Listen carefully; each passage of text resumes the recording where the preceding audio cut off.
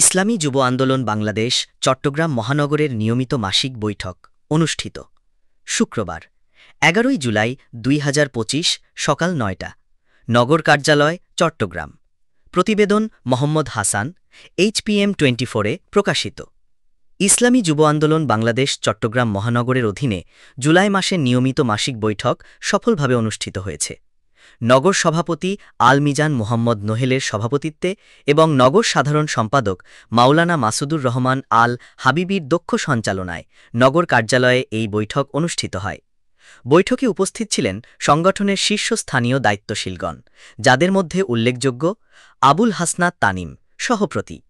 মুফতি আবদুল্লাহ আল নোমান যুগ্ম সাধারণ সম্পাদক রবিউল হাসান মিজান সাংগঠনিক সম্পাদক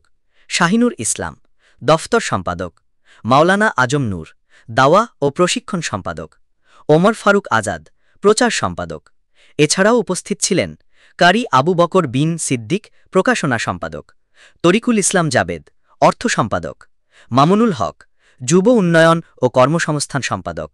মুফতি মিজানুর রহমান শিক্ষা ও সংস্কৃতি সম্পাদক ইব্রাহিম খলিল বিজ্ঞান ও প্রযুক্তি সম্পাদক HM শামসুল আলম রিয়াদ ত্রাণ ও সমাজকল্যাণ সম্পাদক আব্দুল কুদ্দুস খান শিল্প ও বাণিজ্য সম্পাদক আয়ুব খান টিপু মুক্তিযুদ্ধ বিষয়ক সম্পাদক মাওলানা মিজানুল করির সংখ্যালঘু ও নৃগোষ্ঠী কল্যাণ সম্পাদক